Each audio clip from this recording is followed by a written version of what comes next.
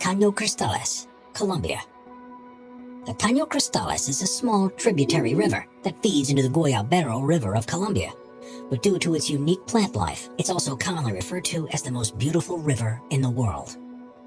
The fast-flowing water passes through a region that's on the edge of the Amazon rainforest, the Andes, and the eastern Llanos, and is almost perfectly clear.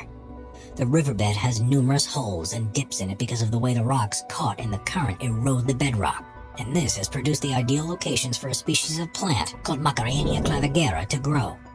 During the summer months, it takes on a gloriously red hue and also provides shelter for other species to grow that adds yellows, greens, blues, and blacks into the mix. It's no wonder that this place is also affectionately known as the Liquid Rainbow. Nica Mine, Mexico. What's the biggest crystal you've ever seen? Well, however large you thought it was, it's nothing compared to what a team of miners discovered near Nica in Chihuahua, Mexico. In 1910, a cavern was found at a depth of 390 feet, which has become known as the Cave of Swords. And to their astonishment, it was full of gypsum crystals that were up to 3 feet 3 inches long.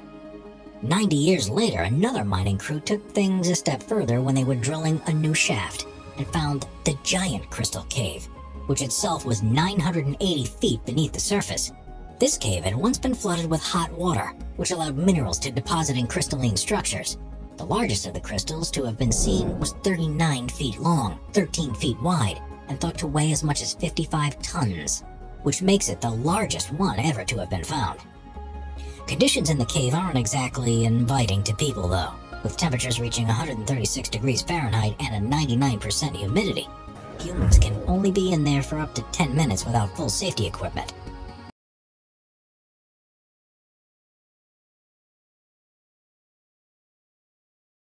Richat Structure, Mauritania. Also known as the Eye of Africa, the Richat Structure is a strange formation in the desert rock near the small town of Ouaddaï in Mauritania.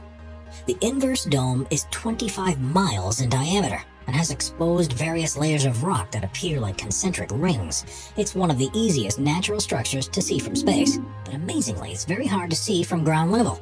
And if you were there, you'd probably be unable to notice anything different about it from the surrounding land. Quite how it was formed has been the subject of scientific debate ever since it was first discovered in the 1930s. The first assumption was that it's an impact crater from a meteorite, but the lack of evidence of any superheated rocks has ruled this out. Instead, it's been formed by millions of years of erosion of softer rock that was probably deposited during a time when the region was underwater. Quite why this happened in such a circular fashion is still unclear. There are ridges and valleys that follow the concentric lines of the Richat Structure, and evidence has been found that humans have lived here for hundreds of thousands of years. Ancient artifacts have been unearthed that date back to the Stone Age, such as tools and spears. Strangely, however, none have been found at the center of this depression, which also discounts any possibility that this was a prehistoric mine of some sort.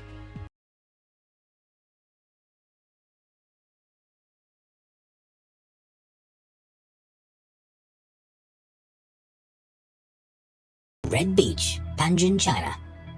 China is a country that's full of incredible geographic sites, but there's perhaps none as surprising as the Red Beach in Panjin. It's around the mouth of the Panjin Chongqingxi River, where the soil is so alkaline that very few species of plant can grow. One that does particularly well is the soy de salsa, which has a deep red color and is why the region looks so remarkable. It was once thought that Mars was red because it was covered in crimson plants. And if that were true, the beach at Panjin is surely how it would have appeared. With so many plants growing on the shores, the Red Beach is the largest wetland area in the world, and together with the largest reed marsh in Asia, which is also there, the whole region is a protected area of natural interest.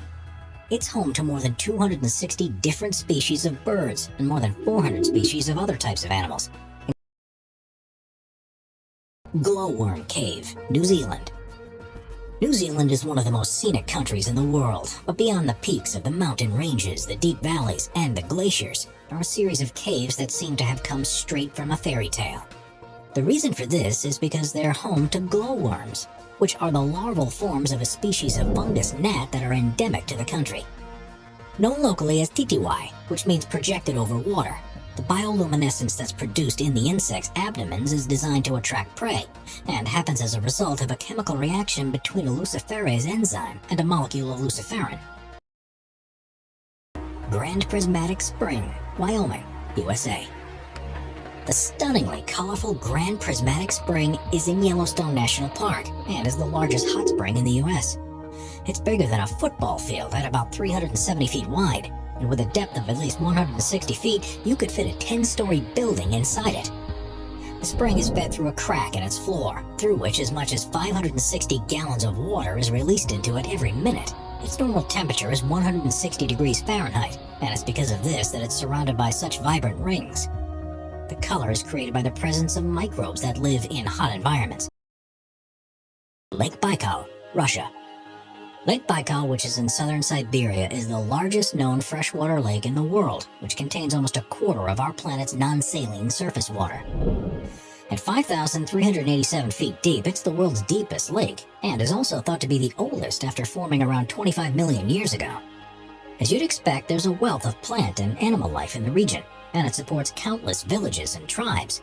But the thing that's particularly amazing about this place is what happens when it freezes over. Because it's formed in a valley, it's exposed to freezing winds that blow across its surface, and this leads to the creation of unbelievable ice structures that are hard to believe form naturally. Methane bubbles are often trapped in the ice. Small particles are blown together, frozen, melted, and refrozen to join into unusual shapes. And rocks can even be seen sitting on their own icy pedestals.